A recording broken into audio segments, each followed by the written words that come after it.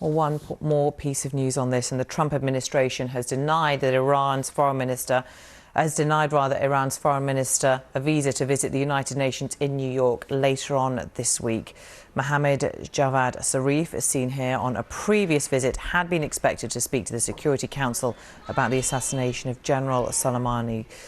There's been no official comment yet from either side, but Washington has previously said it can deny access to the UN for security, terrorism and foreign policy reasons.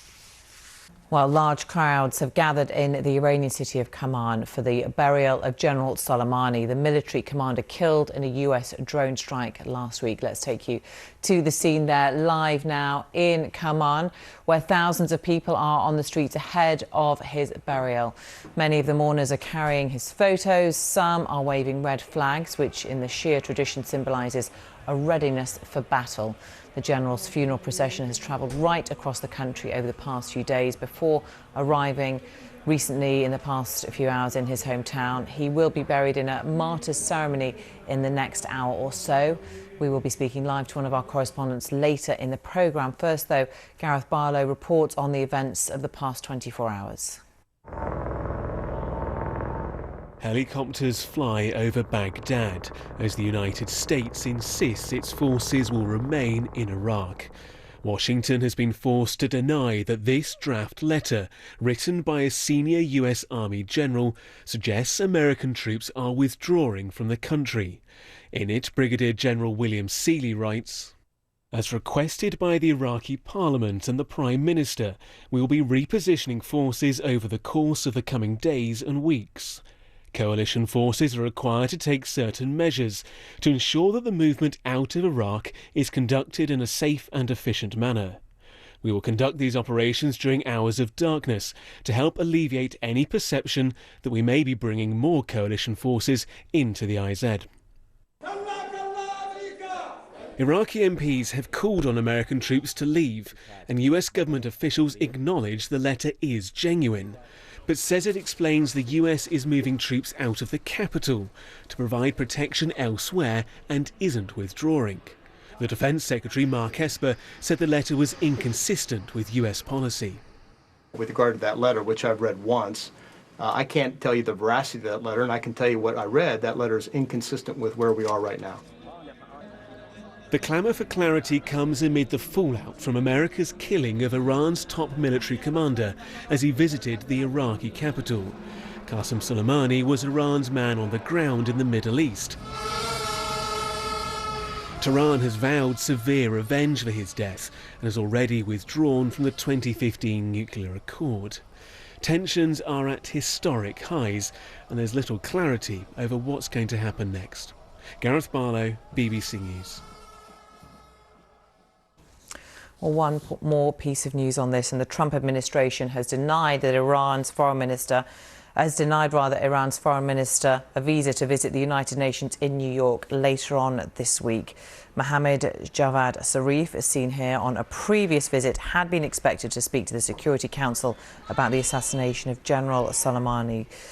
There's been no official comment yet from either side, but Washington has previously said it can deny access to the UN for security, terrorism and foreign policy reasons. I'll stay with that now, take you live to those pictures in Kaman, the hometown of General Soleimani, where his body has been returned after travelling through the country for several days, including the capital, Tehran, where Ayatollah Khamenei led prayers at the funeral in the Iranian capital. At times, his voice cracking with emotion. Thousands of people on the streets there in Kaman. Let's talk to our correspondent, Lina Sinjab, who joins me now from Lebanon. Lina, welcome to you.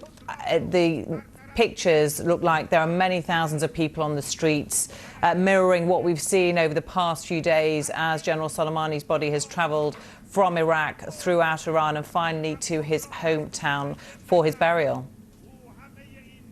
This is a moment of mobilizing support and showing defiance to the world. These are thousands of people that flooded into the streets of Iran, mourning a man that they've seen as a hero, a man that they've seen as someone who enforced their presence in the region and enforced the image of Iran as a pivotal and strong player in the region. Someone celebrated at home, celebrated among the majority of the Shia community, but seen as a war criminal by many others in the region. He's someone who's seen as responsible for the instability in the region, for controlling in Syria, in Lebanon, in Iraq, for the killing of hundreds of civilians. And certainly in Syria, he's someone who orchestrated the policy of starve to surrender, where hundreds of thousands of civilians were besieged in cities and towns inside Syria. So as much as he is seen as a national hero in Iran, and Iran wants to send a message to the world that they're defiant and standing behind them and will retaliate, many others see that someone who caused troubles in the region is gone away now. Lina, General Soleimani's daughter, Zainab Soleimani, has warned the US that it faced a dark day, echoing, of course, what we've heard from the Iranian government and officials over the past few days. Meanwhile, the world waits for their response. Is there any sense now within the region of what could come? Well, it depends on who you talk to or who you hear about the statements. So certainly the supporters of Iran, the Shia militias in the region, Hezbollah here in Lebanon, they're all vowing to respond, vowing to retaliate strongly. And they're even calling on US troops to be cleared from the region. We certainly seen this coming out from the Iraqi parliament in Iraq.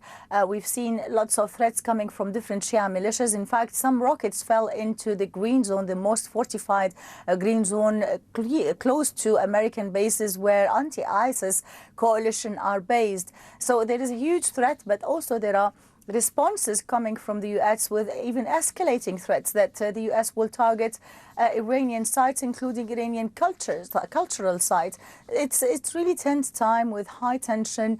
The US denied visa for the Iranian foreign minister Jawad Zarif, who was expected to go to the UN meeting this week. So it's really tense time.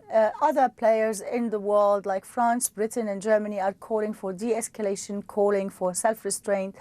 But it's hard to see how both sides are going to respond, especially if Iran retaliated or even used proxy militias or cyber attacks against the US or US assets.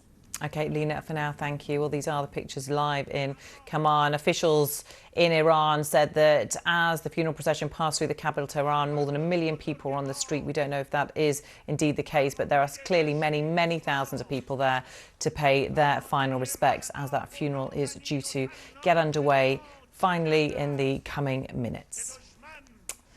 Now it's time to get all the latest from the BBC Sports Centre. Now, the price of gold closed at nearly 7-year high on Monday as fears over growing tensions between Iran and America led investors to pile into the traditional safe haven. So what does this flight away from risk tell us about how the markets are seeing world events right now? Let's talk to Jane Foley from Rabobank, who joins me now in the studio. Welcome to you. Good morning. Good morning. To see you as ever.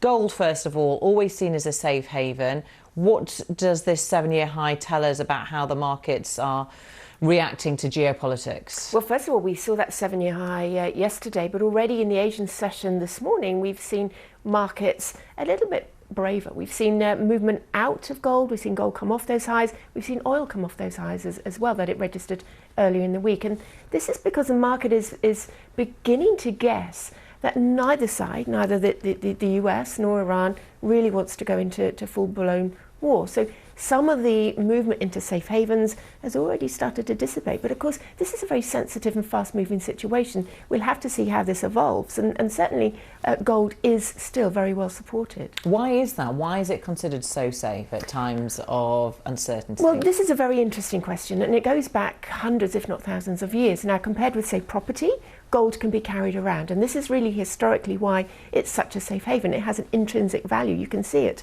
But I would argue that perhaps over the last 30 years or so, its store of value has been eroded.